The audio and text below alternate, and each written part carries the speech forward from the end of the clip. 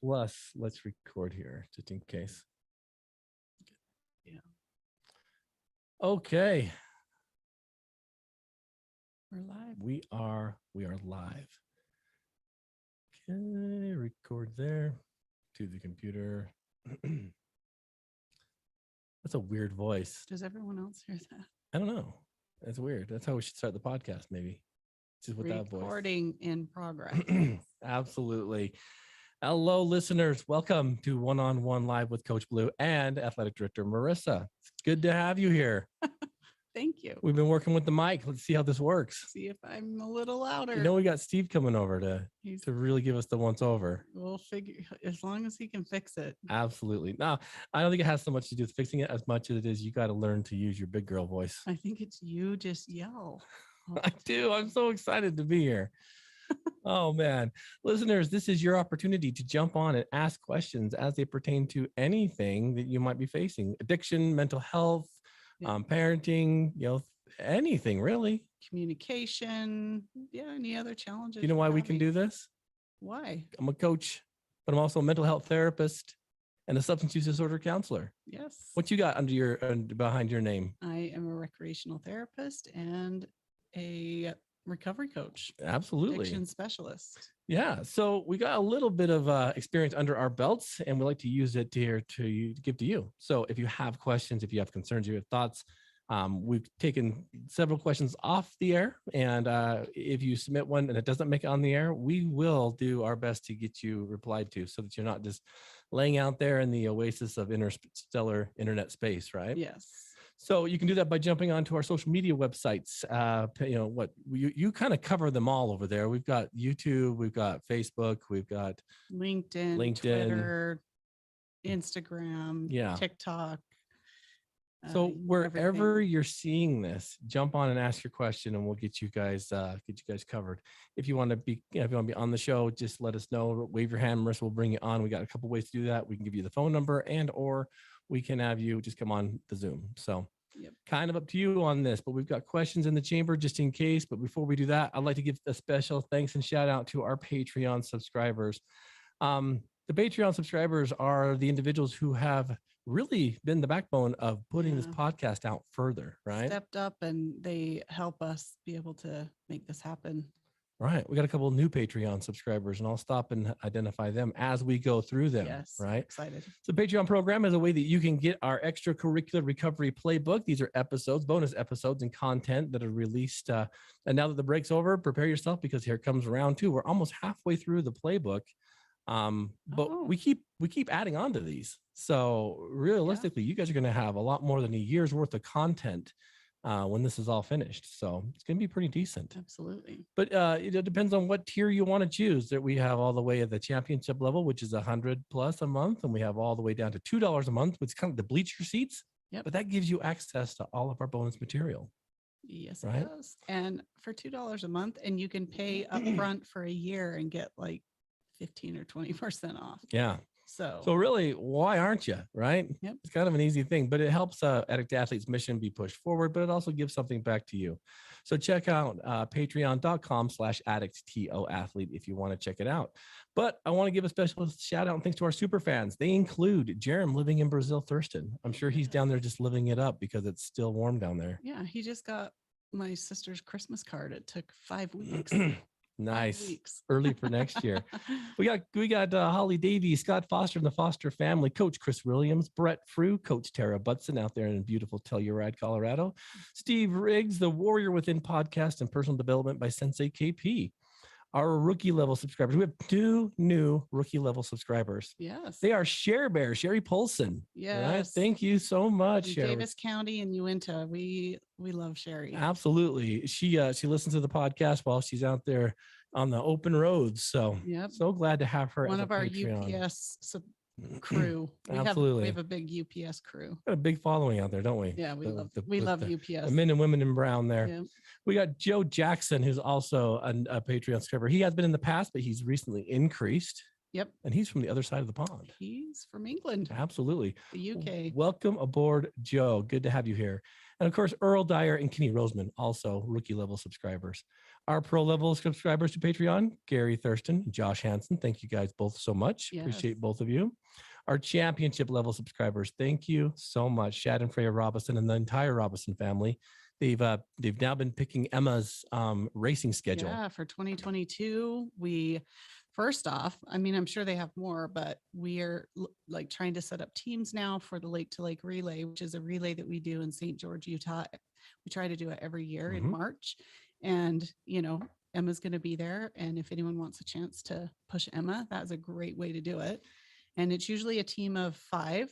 But when we have our minor league run it, which is our 18 and younger group, we usually we have a team Group of 10. And so the minor league only has to do 5 miles instead of 10 miles.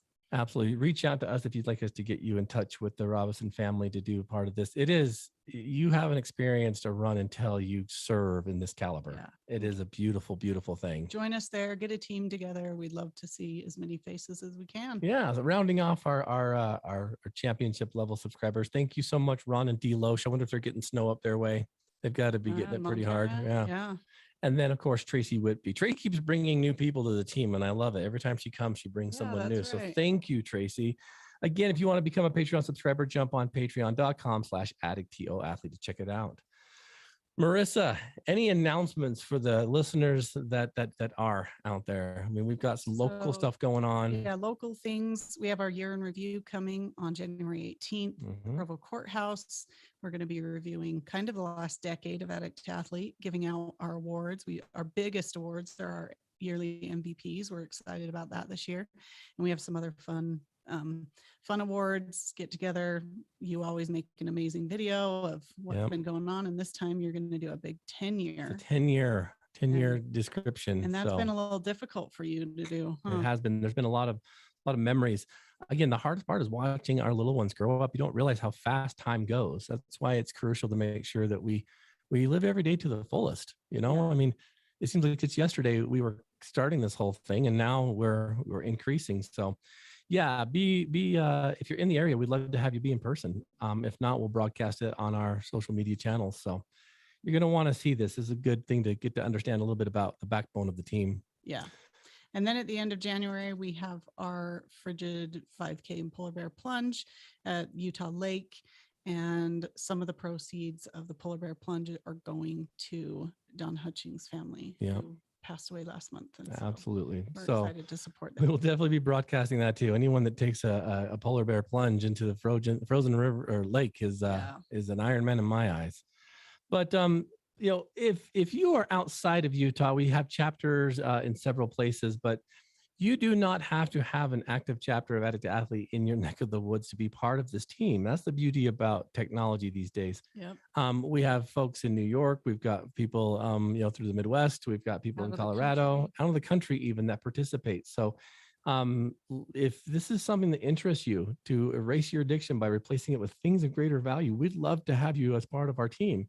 Our team supports everyone. We have people from England who post their pictures and get to know them. And it's like Joe, we've never met in person, but it seems like we know him personally. Yeah, he's been awesome. And it doesn't need to be somebody like in recovery from substances. It can be any addiction, compulsive behaviors, but we also have what we call the muggles, and that's friends and family, anyone that's never struggled with addiction. That we all just have life struggles, and a lot of what we talk about is positive psychology, and so everyone can benefit. Absolutely. So don't hesitate to reach out and jump on our social media outlets. Be part of the team. We want to get to know you. Join our Facebook group. It is Addict Athlete Home Base, and there's a lot of interaction with our athletes there. Absolutely. So you don't have to do this alone, and we'd love to celebrate your successes, get you through the hard times. You have a team behind you. So please reach out. That's what this is all about. And if you are so inclined, if you like what you hear, if you do some research on addicttoathlete.org, under our resources page, you'll find the opportunity to become a certified sober coach. Yes, you can. Tell us about the sober coaching. So our sober coaching program is $2,500, and it is about a 40-hour training. It's very all-inclusive. We go over ethics. We go over scope of practice, addiction, substance abuse, a lot of really good insight, whether it's just you want to learn a little bit more about addiction and how to help maybe friends and family, or you want to start your own sober coaching business where you can help others, or you want to start a chapter of Addict Athlete in your neck of the woods. We have some people that have contacted us recently from Montana and Phoenix. So we're really crossing our fingers that we can spread to those areas. They're looking at taking the program. And interest in Los Angeles, California. Yes.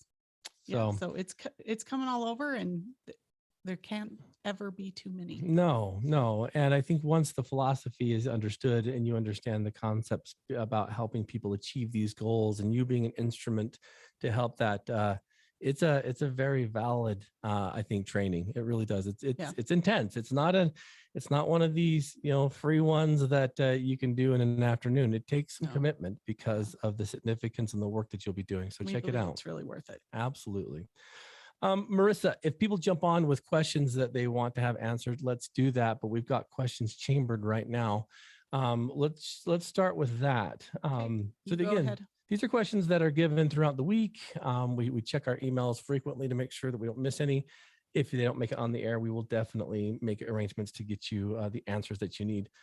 Because sometimes they'll even say in there, I don't really need to have this, spoken on the air, but I have a question or a comment.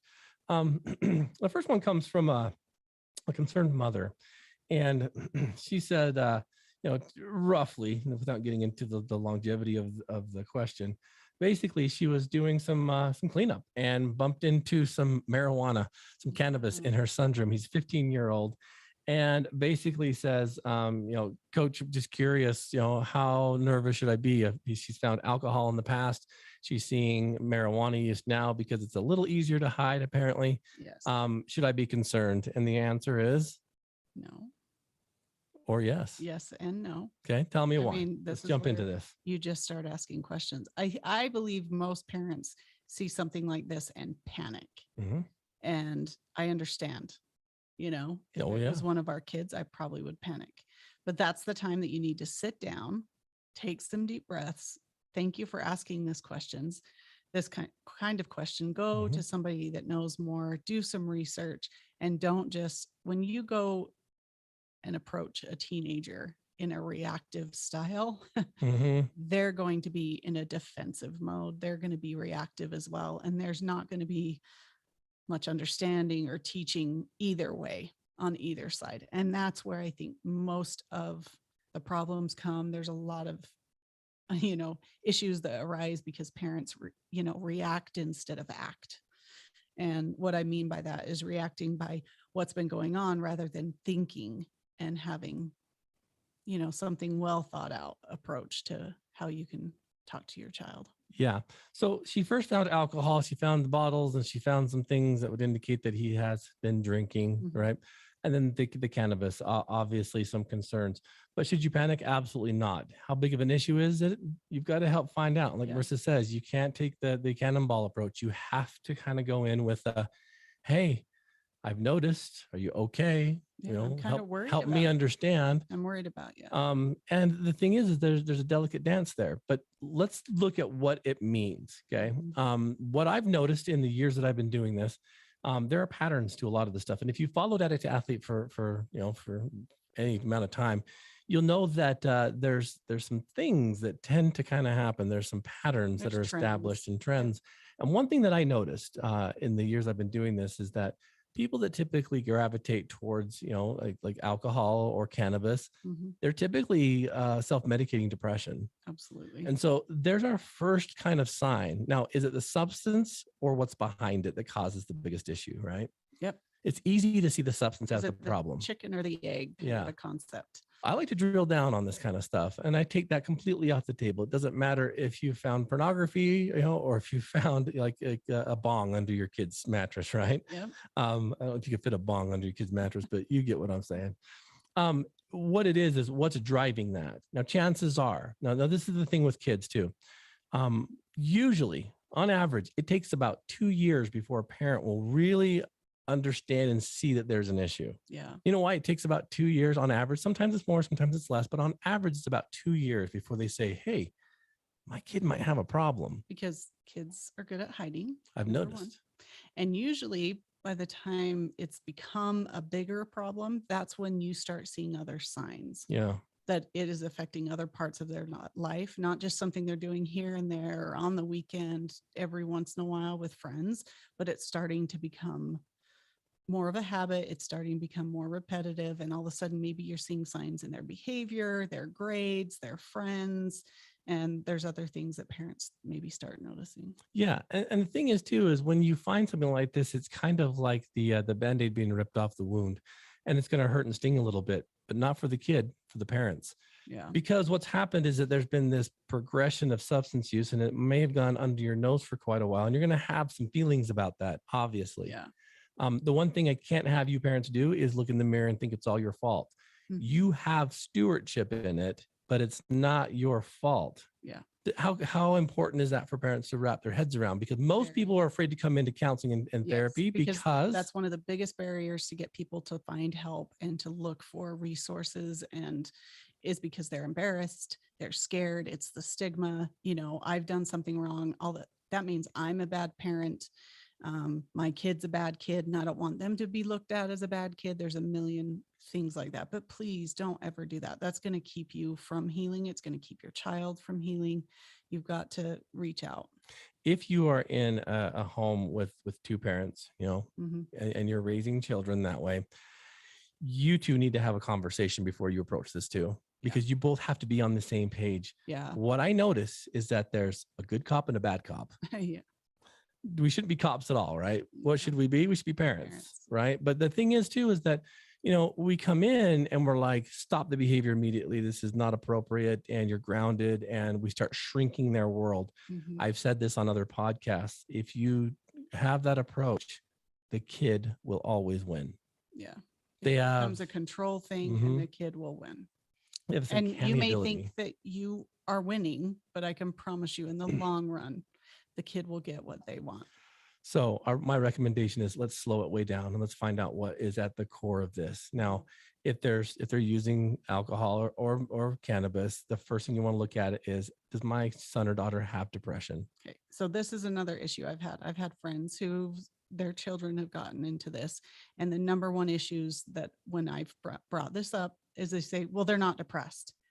Okay. Well, it's really difficult to have an open mind if you've already decided what's the problem. So they say, my kid's not depressed. It's their friends. They're hanging out with the wrong crowd. They're hanging out with these troubled kids, and that's the problem. So if I can get them away from those kids, if I can get them maybe into homeschool or change their environment and change their school, then this will all be fixed. Well, let's talk about that then. What would make a parent think that? Because are they recognizing what the real symptoms are? Yeah. Right. I mean, because it's easy to blame shift on friendships and social network groups because you don't want your kid to be in that circle, Mhm. right? You want them to be able to have an excuse. Yeah. But we're past that right now. In fact, one of the things that you need to understand is that although those relationships are negative, they're important too. And so you can't just throw down the gauntlet and be like, you will no longer see so-and-so. Yeah. What's going to happen if that happens? They do it behind your back. Start sneaking. Absolutely. Around. So you're looking at things that, feelings of frustration, maybe easy to anger. You're looking at, some loss of pleasure and things they used to be a part of, some social distancing. Now, granted, some of this is normal teenage behavior. Yeah. So that's why it gets even more difficult to understand, is because, hormones do crazy things to kids. Mhm. So how do you balance and understand, okay, is this hormones and regular puberty and changing and maybe life struggles? Maybe you've been through a divorce or whatever, or is it depression? Yeah. Low self-esteem, right? Low self-worth, extreme sensitivity, all these kind of things you start looking at. Well, these normal? Yes and no. Yeah. The things that make them not normal are when you have these conversations, what do you feel like afterwards? Mhm. Your relationship with your kid, it needed to start way before these signs and symptoms occurred, and this is hard because sometimes we don't realize, oh man, I've kind of been overlooking this for so many years because I thought my oldest kid had it together and my attention has been on the younger kids. And so shoot, now I feel bad because I've neglected some of this kind of stuff. You got to identify it. You got to own it. Yeah. Another thing I've seen too is, say it's the parents are divorced and they've been so caught up with their mess that they've overlooked their kid. And so maybe they're depressed too. So they're looking at it like, my kid doesn't have any idea how difficult life really is, there's no way they can be depressed. Their life is too easy. My life is hard. Yeah. Don't compare the two. No. Because for a kid, what they are going through, for a teenager, is their life. That is everything. And it is hard. Mhm. As much as, yeah, as an adult, sometimes it's easy for us to look back and go, gosh, life was so much easier when I was a teenager. When we were teenagers, that was awful and hard. And, Mhm. finding out who you are and friends and being accepted and not accepted, that is everything to them. So Yeah. don't compare the two, please. Start looking at things like the way that things are happening in the home, your relationship with your spouse, whether you're together or divorced. Maybe it's the way that you put efforts and I guess emotions into grades and after school sports and all kinds of stuff. Mm-hmm. I'm not saying that you can't push your kids, but I'm saying be careful pushing your kids. Yeah. Because I've noticed too that there's significant times in our kids' lives where we wanted them to do much better in school, but the capacity they had wasn't there. Mm-hmm. And it's hard because it means that we have to parent out of inconvenience. Last night when I came home after a 18-hour day, right? Yeah. Doing homework with the kids. It's the last thing I want to do. And I actually made the comment to you, I'm like, man, these kids have it easy. They're sitting there like on laptops, cartoon like characters are doing their homework, giving you fist bumps and stuff when you do things right. And I'm like, they can man, Google everything when they don't know the answer. But it's about building the relationship. And so I'm telling this individual first and foremost, there's probably depression there. Mm-hmm. And don't self-diagnose it, but start watching it. Start communicating with your kids, start building the relationship that way. What I've noticed again is that when teenagers get older, we do it with our teenager kids all the time. Last night, Brooklyn and Savannah, our oldest, they made the horrible mistake of getting a job together, which good grief. Yeah. Before they went to work, I said, you warned them. Guys gonna rip each other's heads off? No. But they got in a few hours later. Door slams, one storms upstairs, the other one storms into our room. And when Savannah's pitching her claim to us about why the evening sucked, it started here and it ended here. And I'm like, oh my gosh, right? Yeah. And so I wanted to cut her off 1,000,001 times. We're watching Yellowstone, for crying out loud. Got to figure out what's going on. We're in the middle of something. But like, I'm listening to her and I'm like, just let it go. Let her get the passion out, and she stood her ground and she left. And you said, should we go fix this? I'm like, no. I said, do we need to talk to not the other even one? close. You're all, no, that's no. for them. But here's the deal, right? Is we can tell because we have the relationship. You can tell because you're going to build the relationship. Yeah. And start being more aware. Yeah. That means that, you may have a whole lot going on in your life and it would be really hard, but you've got to maybe put some things on hold and start paying attention. Yeah. There's some things that you're going to want to do that have to be put on hold for a while. One of the most beautiful and eloquent things I've ever seen with a parent-child relationship, and granted this was a little older, but it would work with the young ones too, is that Marissa and I have a friend, a family who are dear friends of ours, whose son was in the midst of having a pill addiction. And his father, who was very busy with his own business and his own family situations, said, I'm taking this by the horns. And he took his son and they went on a road trip of service. A walkabout, pretty much. And he picked him up, he put him in the car, and they just drove. And they found places to serve. They went to places they went to camping, heal, backpacking, and found just service to do for 3 weeks. Now, I'm sure in the midst of all those experiences, there was also time to talk. Mm-hmm. But from what I know about this father, he certainly didn't push it, but he provided the outlet for him to do it at extreme sacrifice. Yeah. At extreme sacrifice. Mm-hmm. As with this young man who was a young adult. Yeah. But it was about the time, right? Yeah. So the best thing you can do is when you find something like this, right, isn't to confront them. It isn't to wake them up at 6 a.m. in the morning and kick their beds and be like, whoa, here we go. Yeah. It's to sit down and say, hey, I found this. I'm nervous. You doing okay? What's this about? Yeah. And let them talk. They're gonna say, oh, it's not mine. It's not mine. Well, it's nothing. Yeah, it may not be, but it's in your room and I'm just nervous. I love you. And maybe I've missed a few things. I've noticed we haven't talked as much recently. I'm here. what's happening? Nothing, mom, nothing, dad. I'm okay. Well, and that's when the kids I can understand. kick all the knowledge of Yeah, why it's from the earth and it's good for you and everyone else is doing it. absolutely. And they're going to push you like that. And they're going to push you, but what they're doing is they're pushing you away at the same time, trying to reel you in. Now, remember, in core communication, parents, it takes upwards of 8 open-ended questions, even if you're getting pushed back and trying to be shut down before there's movement. But if you get intense and you move from search talk into reactive, and into control talk, you'll lose them. And again, when you start talking to them about this, do not talk about the substance. No, This is not it's not about the that you're going to substance. talk and do any kind of arguing or debating on the benefits of marijuana or how it's not a big deal to drink on the weekends or everyone else does. You're just trying to build a relationship with your kid. Mhm. That's it. Well, Which is and really hard to do because it is. man, that substance seems really big and like a daunting issue, but that's not what you can talk about right now. Absolutely. Now, there will be times when this will work and there will be times when this won't work. Mhm. And when it doesn't work and there's breakdown, it's time to seek some professional help outside. Yeah. Now, if you are searching for a youth therapist, do your homework, right? Because it only takes one bad experience for someone to have a tainted opinion on anything that comes next, even when they're adults. Mm-hmm.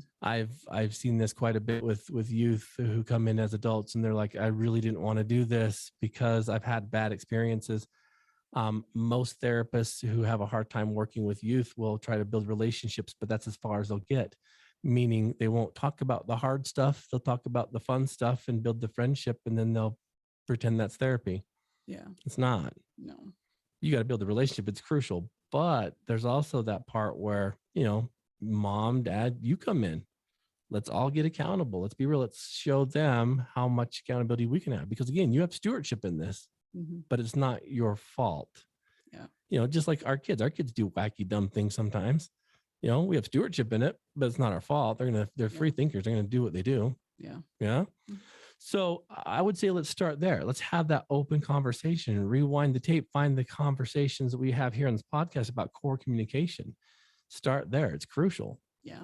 And then if you're feeling like you're not making movement, if you're struggling, let us know. Let Coach Blu in. I'll help you, maybe strengthen some of your core, communication concepts. And then you approach it again. And if that doesn't work, let's get a team behind you. During our sledding experience, we bumped into a few families that needed some help, and it was awesome to be able to have their children introduced to me and Coach James and a few others, so they can start reaching out to have to have some support. Yeah. You don't have to do this alone, especially if you're a single parent. Yeah. It's even more difficult. Absolutely. The minor league team of Team Addict Athlete with Coach James and Coach Jensen and stuff, we can help you. Sometimes it's about broadening the horizon and giving more opportunity, but that core communication is crucial. It's not about the substance. It's about what's behind it. Yeah. And like you say, it's so important for kids and teens to be able to have good, strong relationships with many adults, healthy, safe adults. I know sometimes I've had parents that have really struggled, like they just want their child to come to them. And if they don't, then they feel like a failure. Yeah. It doesn't matter. You want your kid to just be able to have an outlet, somebody that they trust, that they feel listened, that they feel heard, that they feel, that they are seen by that person. And so that's how they feel, gain trust and respect and understanding, and they're able to open up. And that's when you can get movement. Absolutely. On what's really going on. Very well said. Okay, this next one's kind of a sucker punch. Okay. Are you ready? Sure. Now, if you're listening to this outside of home base here, the Addict Athlete Studio, it's located in Springville, Utah. This may be something that's like, I never thought of it that way. But here, there is quite a bit of spirituality, religious connotation. And this question comes up and basically is boiled down to, Coach, is addiction sinful? So this one comes talking a little bit about, dealing with addiction in the family and being a muggle themselves, and wondering if the church, if religions, not just, the Church of Latter-day Saints here, but like other religions, look at addiction as being sinful. Yeah. You ready for this one? I'd love to hear your thoughts. I wrote down some thoughts on this. I found this about a week ago, and I've been really putting some thought into this because by nature, in and of itself, addiction, I do not believe is sinful. It's what happens to become and during that I would say aspects of it could be. Yeah. All right, it's a great paint the fence kind of thing, right? Like, what side of the fence you on, Coach? Yeah. But as I was looking at it and whatnot, the one thing that stood out as I was preparing a lesson for Sunday school, talking about Genesis and all these kind of funny things, right? Yeah. There in the very first chapter of the Bible, Genesis 1:31, talks a little bit about, everything I've created, here and within is good. That means everything that comes here from the earth is good, right? Everything. But what we do with everything isn't good. Does that make sense? Yeah. So it's like everything has its potential, everything has its purpose, but there are certain things that when done in combination aren't good. Yeah. So some of the thoughts I had is that addiction takes away your choice. It does. It takes away your choice. And I believe that in order to be, I think, spiritually congruent, emotionally secure, mentally stable, you've got to be able to make sure that the one thing you don't lose is your ability to choose. Yeah. Because when you're dealing substances to harm other people, that would be a sinful thing, I would say. Yeah. You're hurting someone, right? When you're stealing something to, be actively engaged in purchasing of substance, that's sinful. Using a substance to neglect family, kids, children, responsibilities could potentially be that way. Yeah. But in and of itself, is it? I don't think so. Well, I just look at it and go, there's so much of what we do every day that's sinful. If we're looking at it in that context, but I'm guessing the person that asked this is trying to rate sin on what's worse. I don't think we should. When we do that, we give ourselves, I guess, an out, or we condone certain behaviors because they're not as sinful as something else. Right. And I think that becomes a dangerous slippery slope, because then you can point your finger at someone else and go, but I'm not as bad as them. Like, that's a sinful person, not me, because I didn't do A, B, or C. I've just done D. Right. So, because here's the situation too, right? Is that there are people out there that can utilize, and if we can get to it, this last question, we'll specifically talk about this and address this. There are people out there that can drink without becoming addicted, right? Now, granted, the jury's still out there on some of the other things, like recreational marijuana, which I don't think you should use the word recreational before any substance use. I think that's the dumbest thing ever. But if you're an adult and you choose that and you do it with, I guess, the utmost of caution, are you an addict? No. Yeah. Right. We just had a comment here on Facebook and I like it. Well, read it. Jim, addiction is an affliction, and the Bible says the wicked and the righteous can become afflicted. I like that, Jim. You're absolutely right. See, because in and of itself, there are things and components that are actually good. But like, even here as a member of the Church of Jesus Christ of Latter-day Saints, we have this thing called the word of wisdom. And basically this was handed down from a prophet that kind of spoke about being cautious about these things, and how it says that there are things like hot drinks, like alcohol, things of that nature, that aren't good for the belly. What do we take in? That's actually kind of smart, because it's really not, right? Yeah. Does it have its purpose? Absolutely. I mean, but while this was written, alcohol was one of the mainstays for anesthetic, right? And so it's like, I get this. But it talks about these things, and people who are, anti-religion and kind of upset with this kind of stuff, they will twist it and pull it and be upset with it and try to compare it to like, caffeine and all these other kind of things. And I get that stuff too, but it's like, all right, get off your horse for a sec and let's look at it for what it is. Should you be drinking massive amounts of caffeine? No. Same thing with sugar. We've talked about that on here. No. Sugar is the most addicting substance. Absolutely. So again, we shouldn't be comparing. So let's not point fingers at anybody, because I don't think those things in and of themselves are sinful. But it's like Jim just said, it's what you're doing with it. When you become afflicted and you're causing affliction on others, well, then that's it. Because I have a hard time, and I had a hard time with this. As we legalize more drugs to become, again, that stupid word, recreational, it's like, what else are we adding to? Because I'm a firm believer that if you are consuming, alcohol, smoking cannabis, and doing these things, it has to take away from something. Yeah. It doesn't increase and enhance, because there are things then that you're limited to. Yeah. So for instance, let's say, like last night, if the kids come home and we're both kind of high and we're just kind of like vibing and we're just doing our thing recreationally, and they come in feeling a buzz and they like, try to hash our buzz there. Yeah. What's that going to do to our relationship? Are we going to be able to be connected? Are we going to be able to be aware? Are we going to be able to really assess the situation? Maybe even notice some of their behavioral cues of what's going on? We're going to be a little hazed, right? That's one of the words. You're not going to be able to do that. And so it's like this. It's like promises that I've made to the girls, you've made to the girls that were like, and the boys for that matter. If there's something wrong, if something hurts, if you're in a situation that you know you shouldn't be at, call us, let us know. Yeah. If I'm drunk or I'm high, how hard is that going to be for me to get to where they are? Yeah. Without the possibility of causing more affliction. Yeah. Does that make sense? Absolutely. And so I get it. And I'm not pointing fingers, but in and of itself, I don't believe it is. It's the things that happen within. And so I actually pulled up some statistics on this too. And I wanted you to get your opinion on it, that most violent crime is under the influence or in the act of substance abuse, alcohol, chemical dependency.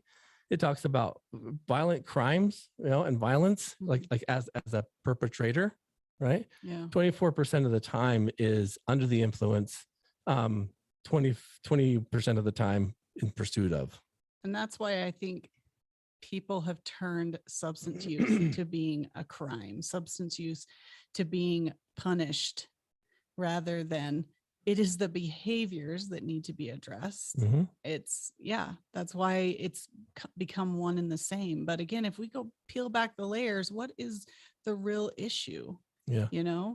It's the real issue behind it that we need to address. Rape and sexual assault. Okay. Roughly 31% in pursuit, 43% under the influence. That's crazy. Yeah. That's crazy. Really high. Aggravated assault, 26% in pursuit, 32% under the influence. That's kind of high. Yeah. Let's be honest. But then we drop down to this. We'll talk about alcohol-related crimes, right? Because it's kind of one of those legal things, right? This was overwhelming. Let me see. Officials estimated that in 2018, 1.5 million drivers per year were arrested for driving under the influence. That's a lot. Yeah. That's a lot of people. So dangerous. Right? Absolutely. Average states arrest upwards of 1,250 arrests for every 100,000 drivers. That's quite a bit too. Yeah. But then you look down at this. This is kind of scary. The National Highway Traffic Safety Administration, they reported that in 2018, more than 7,368 drivers had a blood alcohol level above 0.08. On average, 1,492 passengers riding with a drunk driver were under the influence. So that means that like they were both drunk, right? And then it was 1,583 occupants of other vehicles, meaning like in an accident, it was like the accident was caused by a drunk driver, but then they hit somebody that was drunk. It's like, man, what's that like? I think Miggs back there talked about that. Like that happened to him once in his podcast. He's like, his dad was inebriated. He hit a guy that was inebriated. They just like shook hands and carried on. Yeah. But this is kind of sad because it talks about, specifically the amount of accidents that are caused by that. Now, I remember working with this a lot in my career where people would come in and they would say, why are you here? And they'd say, I'm only here for a DUI. Only. Oh man, that used to piss me off. Still does. Yeah. And my next question would be, well, where do you live? In Provo and Orem. Like, wow, I work in Provo and my family lives in Orem. Yeah. You could have killed us. And they're like, oh, what? No. They get all upset. But I'm like, dude, that's not just a only. Serious. Yeah. Absolutely. And so those are the things that I think would qualify, again, as Jim was talking about, that are probably sinful by nature. Yeah. Does it make you a bad person? No, it doesn't. No. That's a hard thing. Yeah. It makes you foolish. It makes you responsible for whatever actions happen. Yeah. But it doesn't make you a bad person. Yeah. Made a bad choice, but it doesn't make you a bad person. Absolutely. That's hard to wrap your head around. So Jerem commented, says, I'm addicted to running and I have participated more than the average person in running activities, but it's not an affliction in my life. It could be, but I try to manage. I try managing a healthy amount of addiction running to balance out my mental health and still have time for family, work, and other life stuff. So what's the difference there? Balance. He's right. Yeah. Balance. Yeah. And absolutely. That's why when we do, addict to athlete, it's in our name. But we really, really do promote balance. It's so important. Mm-hmm. So important. I can't tell you how many people. I was just talking to an athlete yesterday, and just talking about how we've had a few athletes that have been injured and then relapsed because running became their only tool. Yeah. Only tool for mental health, only tool for addiction recovery. And so then when they had an injury, all of a sudden everything goes down. So what are their tools in their toolbox? Substance use or running. Yeah. So if you cut out one and all of a sudden you can't run, then a relapse is around the corner. Yeah. It is so important to have this coping skill toolbox that is just packed with every kind of tool there is. It is so important to have balance, to try different things, because if you don't, you're going to have one area, it doesn't matter what it is, that it will get too big, too bad, and cause a loss somewhere else. Yeah. You can't juggle a million things at the same time. Yeah. And I think when these things start to like, I guess, weaken your values and your morals, that's where it becomes a bad thing too. I think that Jaron brings up a good point because, we get that question a lot. Is running an addiction? Well, it can be if it's handled the wrong way, but that means that you're doing things. I mean, you got to remember what addiction is, right? Addiction is a repetitive, like thing, right? That would gradually increase with an increase of tolerance and withdrawal if you were to stop. Yeah. And so if you're running and that's all you're doing and you're neglecting family responsibilities, work responsibilities, run more to be able to get that good feeling, be able to have your mental health get better. And so you do more. And then when you can't run, and then when you have a rest day or you have an injury, it's too much. You can't handle life, from the 12 steps, you can't handle life on life's terms because you can't run. We have a problem. But see, I remember when Jaron was injured. Jerem's asking, are there good addictions? I don't think so. Again, if we're looking at the definition of what addiction is, no. I think it sounds sexy and it sounds cool that I'm like addicted to run, but you're not. Yeah. And people say that, and the ones who are, usually have a problem with somewhere else in their life. Absolutely. But like I remember when Jaron was injured, what he did was switch from running to cycling for quite a while. And believe it or not, I got photos of Jaron on a bike. So I know he used to do it. And he does swim too. And he does still swim. He's a really good swimmer. Absolutely. So what Jerem did was kind of broaden his horizon that if he can't run, he can do this. Yeah. Which is huge. And was it hard for him not to run? Yeah. Absolutely. Well, because of his passion. Yeah. Did it hit his mental health? Probably. Absolutely. But he was able to counterbalance, readjust, be flexible, try something else. And Jerem has created a method that works for him. I mean, he lives in Brazil. He works from a company here. So he has time because there's time, situations, things that are kind of like, off. So it's like he works early in the morning, according to, I think, or late at night. Was it late at night? I think it's early. Jerem, I don't know when you work. 5 a.m. But it gives him adequate time to then make a schedule that works for him. So like for me, when we had little kids, if you want to go on long bike rides, on Saturdays, you got to leave wicked early. Yeah. And so I'm pedaling around at nighttime. I would give you a nice honeydew list that had to be done first. And then you can go. I remember those too. I need help. Yep. There were times when I remember I have videos of times I was going to go out for a long bike ride and I would turn around and little Boston would be chasing me down on his big wheel. And I'm like, well, I guess we're going for a small one today. Yeah. And so I'm glad that Jaron brought that up because that's what it is. The running doesn't cause an affliction. And if it did, well, then we'd have to have a conversation. Yeah. And it does in a lot of families' lives. Yeah. You've got to assess it. I know marriages that have fallen apart because of it. I know because of, quote, what somebody would call a good addiction. The tri community around here it's kind of gross. It's really gross and it gets really dangerous. And so it not only causes those good addictions, but then there's other issues going on. We've had lots of people, there's been adultery, there's lots of things because they're spending so much time with this other community of friends and not their spouse. I mean, you just can't. And we have a friend back east that's happened here locally where something's good. And so they're like, I want to do more. And I'm going to do something every day. And I'm going to be the bigger, better, faster, stronger. And they get all these accolades and all this stuff and all this fanfare. In reality, it's like, well, good for you. But that is, a 6 month, 100-day, whatever, that you were gone too. Yeah. Like you have to sacrifice tremendous amounts. Yeah. If I can do 10 marathons, I can do 100, and then I could do 150, and then I do, 200, and then I can just do an Ironman every day. Come on. And then I can do Ultraman every other day. If my family's just with me in the bus, then we've got family time. Yeah. See, that's what I loved about talking with Dean Karnazes. When I was talking to Dean about this too. Like he still put his family first. Yeah. And Dean did 50 marathons in 50 days in 50 states, right? Yeah, absolutely. Yep. Yeah. And the thing is that was he hasn't repeated anything like that. No, he was like, that was good. That was a great thing. Not like, okay, now I have to do 100 states and countries, 100 days. And he doesn't keep it going up. That is addict behavior. Yeah. And it's like, for what? Yeah. What's the payoff really? Yeah. So is it fame? Is it notoriety? Is it more likes on your Instagram post? And don't get me wrong, I think those kind of accomplishments are awesome. Those people that accomplish those, like, hats off to you.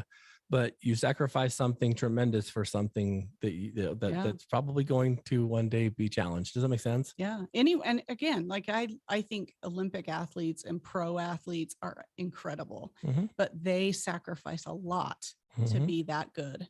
And if that's what they choose and that's important to them, go for it. I think it's phenomenal. But they really need to know and understand and be aware of what they may miss by sacrificing that. And if they are okay with that, if their family's okay with that and on board with them, fantastic. More power to you. But if you're just doing it for yourself, you're probably going to be by yourself. But I do like it when this happens, when they have young ones at home, because they think those kids are going to be okay with it. And guess what? They may not be. That's not fair. This is one thing too that I've really kind of watched with like professional athletes. And this is something I talked to Max Hall about quite a bit too, about like, what level did he have to be at? And although he went from league to school to college to professional, he still had time for himself. He still had time for the things that he loved. And he was first one on the field, last one off, but he was still involved. Yeah. But like he'll even tell you, that became his whole life. That's all he had. And then when he didn't have football, talk about a serious withdrawal. Absolutely. A serious sink for him emotionally and mentally. And when it was challenged because he almost lost that family, he realized his priorities. Yeah. Does that make sense? And he readjusted. Absolutely. So, but, like we look at our little Vance Johnson right here behind me. Vance Johnson. He lost almost everything.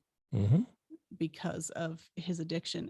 But it started as football, and then it became substances and porn and women. And I mean, talk about a really good podcast. Go back. I think it is Addiction, or which team are you on? Vance Johnson. It's a phenomenal story. Absolutely. So I'm glad that Jaron brought that up too, because it can be. And to answer the question, good addictions? No, I don't think so.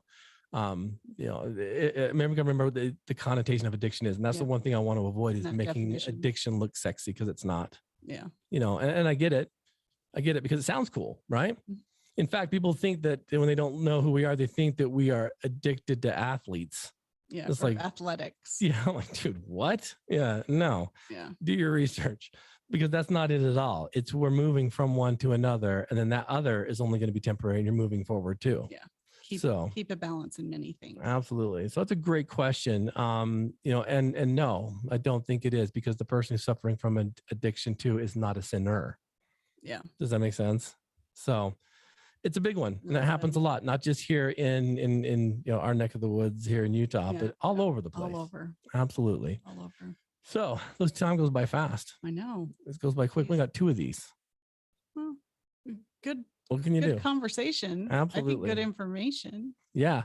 Remember, listeners, if you guys have questions, jump on Blu at addict2athlete.org. Marissa, that's Marissa at addict2athlete.org. or right here on the social media platform by which Yeah. you're watching or listening to Yeah, this. DM us a question and hopefully we'll get to it next week or the one after. Absolutely. For more information, addicttoathlete.org is your resource. Our social media pages are we're everywhere. Everyone. Marissa's been reposting some of our old podcasts. Give them a listen if you're new to the team. Go clear back. We have some phenomenal stuff. I know we have really good ones. In fact, today we just recorded one coming up Monday. You guys are gonna be blown away. Another addiction doctor, an old high school friend of mine, her husband, and I'm so excited. It was such a good conversation, but please go back and hear the others. But stay tuned for Dr. Thompson on Monday. On Monday. It's a good one. It's a good resource. So yeah, I mean, check out the things that we have. This is all for you. Be aware that if you become a Patreon subscriber, that you also get the bonus material, which, man, golden stuff. Yep. So thank you all who's participating there. I appreciate all those who are participating in Patreon, reaching out and asking questions, because it's your personal recovery program. It's what we do. So athletes, listeners, friends of the team, those alike, until next time, please go turn that mess into